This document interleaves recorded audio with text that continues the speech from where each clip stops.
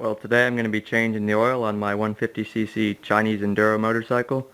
Bike's done about 2,000 miles since its last change, and even though the oil still looks pretty clean, I'm going to go ahead and change it, just because, you know, service interval or whatever. So, yeah, I'll go over the materials you're going to need. It's a fairly easy job. You're going to need about between 1 and 2 quarts. You can, you know, some bikes have the amount like stamped onto the case. My bike doesn't have that, so if you don't know the amount, just 2 quarts is usually a good place to start. You probably won't be that much. The oil I'm going to be running in here is the same oil I run in most of my bikes. It's 20 weight 50, just regular motor oil. Some people will tell you you need special motorcycle oil or air-cooled motorcycle oil. It's not true. Oh, we're zooming in. We're zooming in. Oh crap. There we go. Yeah, so just, you know, regular car oil, you know, $2.50 a quart or whatever, pretty cheap stuff. I'm running 20 weight 50 here. That's a nice, it's a thicker oil, but it's good for pretty much any temperature above freezing. You know, here in Florida it never gets below freezing really, so, you know, good oil to use. You're also going to need a funnel, nice clean funnel, not too big, but, you know, small enough so you can actually fit it in the dipstick hole. And some sort of socket or wrench to loosen up the drain bolt. On my bike is 24 mil. I'm using 15/16. That's the imperial equivalent because I don't have a metric one that big. You don't need, you know, a socket. You can do it with a wrench too. Yeah, but make sure you figure out what size your drain bolt is before you know, so you know which wrench to use. And also something to catch the old oil in. You won't need something this big. Like I said, the capacity is probably 2 quarts or less, so you know, you don't need a big oil catch container like that. That's just the one I have on hand. So yeah, let's get started. First step's going to be to take the bike out for a little ride first. If it hasn't been run, you know, if it's cold or whatever, just take it out for a little ride. Just get that oil nice and warmed up, and so it's circulating around. That'll help to make it drain more completely, and it'll drain quicker as well. So that's a good idea. And this bike's already warmed up. Took it for a ride earlier, so I don't need to do that step. So yeah, we're ready to start the draining. But before we drain it, it's a good idea to remove the dipstick, which is also the filler hole cap thing on the bike, which should be on the right hand side of the bike. Just unscrews there. Oh crap, you don't want to do what I just did. Make sure this is nice and clean before you replace that in the bike. You can just set it somewhere that's clean. The reason for that is that introduces air into the engine, so it helps the oil to drain more quicker and more completely. Yeah, so we're ready to start the draining now. And on this bike, and on most Chinese Enduros, there might be some that are an exception, I'm not sure. Someone might want to comment at the bottom if theirs is different, but yeah, on most of them it's going to be on the left-hand side of the bike. It's a fairly big guy right down here near the shifter, and yeah, we're going to be loosening that up, and the old oil is going to come out of there, but it's not quite as simple as that on these Chinese bikes because they have a strainer screen in there as well. It's kind of like an oil filter, but it's not really the same. It's like a strainer screen, and they're reusable. So expect underneath here a spring, pretty good sized spring, maybe that big, and a little screen, kind of like a thimble size underneath there. And this can be a bit tricky, especially if you don't have any gloves on. But it's a good idea once you've got this loose, pull it out of the way, then the oil is going to start kind of trickling out. And when it starts doing that, you can just reach in there and pull out that filter and that screen and that spring rather, and then the oil will come out like, you know, gushing out. But you want to make sure you get those separate and they don't end up falling down into here, and you don't forget them. You always want to, you know, 'cause sometimes it's real easy to just, you know, start the oil draining and then not even remember that they're in there, or not even realize that they're in there. Then you keep running the bike without any filter screen, which isn't too good for it. Probably doesn't really hurt nothing, but you know. So yeah, let's go ahead and loosen that up and start the draining. Alright, well I'm ready to drain out the oil. As you can see, I've got the socket wrench right onto the drain bolt. So I'm going ahead and loosening that up. Go ahead and take the socket out actually. Just do it by hand. So like I said, this is a little bit of the tricky part here. It's better if you have gloves, but you know, I don't really, so You know, if I can't grab that spring and that filter on there, I'm just going to have to let it, you know, fall out into the pan. I'll have to fish it out later. It's not really a big deal, but it is a good idea to grab that out of there.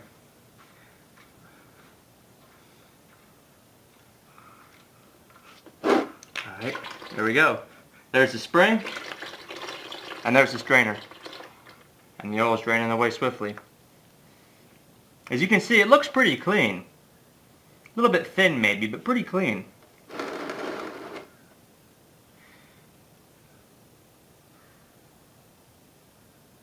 As you can see, it drained away real quick because, you know, I had the dipstick out, and also I warmed the bike up first. Definitely makes a difference. Awesome.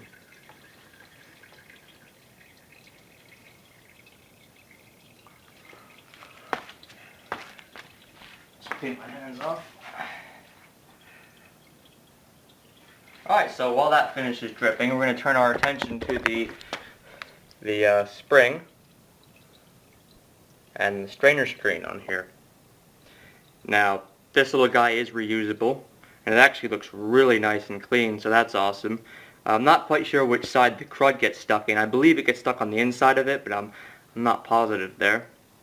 And yeah, so it's a good idea to just take this, and if you have compressed air, just blow it out with compressed air, or just soak it in some gasoline for a little bit.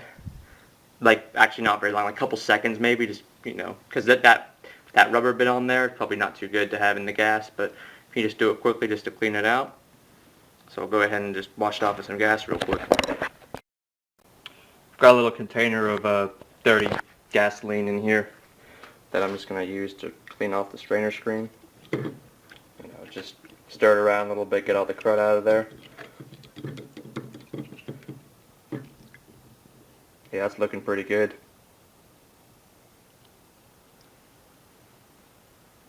If your bike has been run, you know, exceptionally hard, or it's been a really long time since the oil change, then you might see some crud in there, but like, you know, like I said, mine's real clean, which is awesome. That's what you want to see. So next step, I'm going to set this outside to dry a little bit, because you want to make sure all the gasoline's dried off before you set that back in the motor, because if you let that gasoline get in there with the new oil, it's going to dilute the oil and make it extra thin. So I'm just going to set that out here real quick, just to dry. Set that for a couple minutes. And then while that dries and that oil finishes draining away, I'll just wait a few minutes, and then we'll be able to put the drain bolt back in and fill her with new oil. Alright, so now I'm ready to reinsert the drain bolt and the spring and the filter screen into the bike. This is the arrangement that it goes in. You got the strainer screen, followed by the spring, followed by the drain bolt, like so. It's going to be in this orientation into the bike, and that spring is going to put, you know, once it's put into the bike, it's going to put force on that bolt, so you're going to have to push that in a little bit as you screw it back in. So just make sure one more time this is all nice and clean. Yeah, it's looking pretty good. Alright.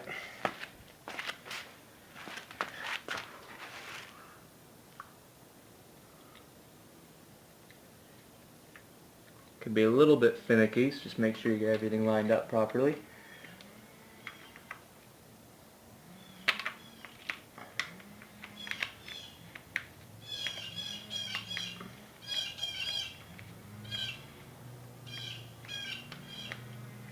Alright.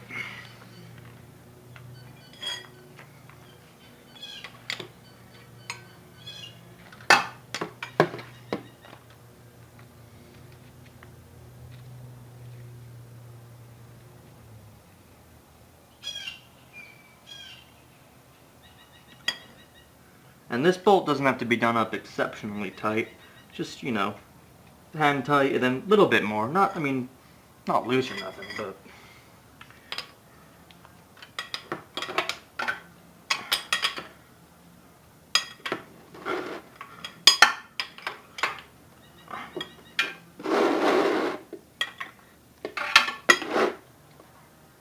should be good right about there.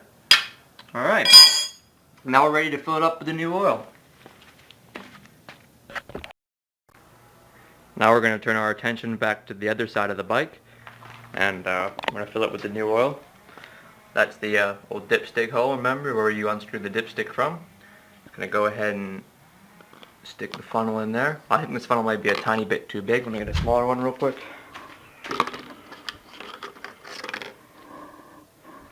Yep, always want to make sure your funnel's nice and clean. Alright.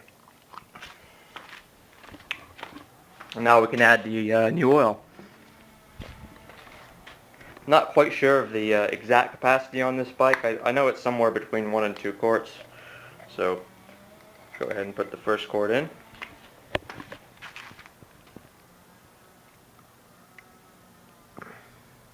Nice and clean.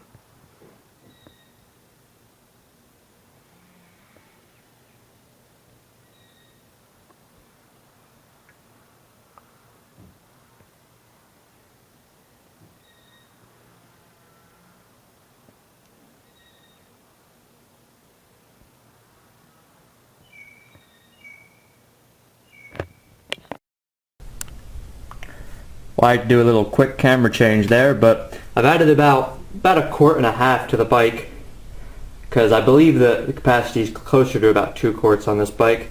So what I'm going to do now is I've let the bike sit for about, I don't know, 5 minutes or so, and now I'm going to check the level. And a lot of these bikes have sight glass windows, which are located somewhere down here on the clutch cover here, and it's a little glass screen there. And the way you check the level on those bikes is you just make sure the bike is nice and level, and then if the level is between the lower portion and the top portion of the sight window, then you know that's the correct amount. But this bike has the traditional dipstick, and this is easier if you have a buddy helping you, but you can do it by yourself. The level is checked with these with the dipstick seated in the hole but not screwed in, and the bike has to be level. So I'm going to pick up the bike, take it till it's level, let it sit for a couple seconds, and then just slowly insert the dipstick. Then while it's still level, pull it out. And that's just about perfect on there. You're not going to be able to see it too good because the oil, this is nice and clean oil and it's almost clear in color, but you can see it's just about filled up. Now, you don't have to do this, but I strongly recommend it. And I do it with all my bikes. I like to take them for a little ride after I've done this and check the level again, because I have experienced with some bikes that you'll check the level and it'll be totally fine, and then you'll go for a ride and then you'll come back and it'll be empty. And I guess that's something to do with the oil being circulated through the engine and everything. But yeah, so I'm going to screw this in and start the bike up and take her for a little ride, then I'll check her again. Alright, well, I'm going to take the bike for a quick ride and I'm going to come back and check the level again. You can also use this as an opportunity to check for leaks in case you screwed something up, but very rarely do you get any leaks coming from it. Unless you like massively under tighten the drain bolt. First kick.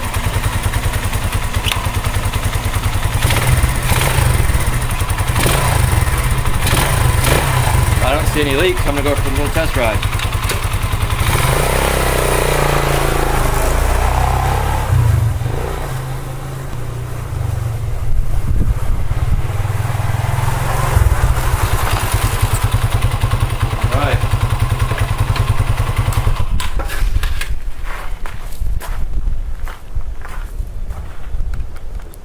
Yeah, so I just took her down the road, probably a mile or two, and now it's a good opportunity to check the level again.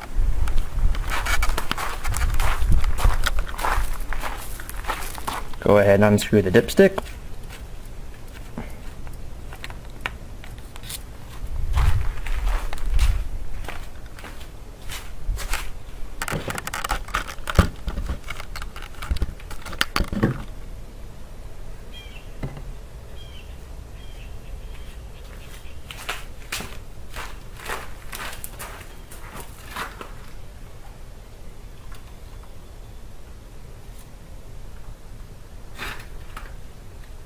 Still looks pretty good.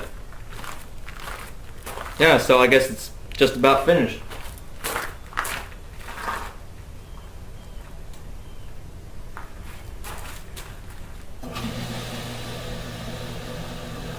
Alright.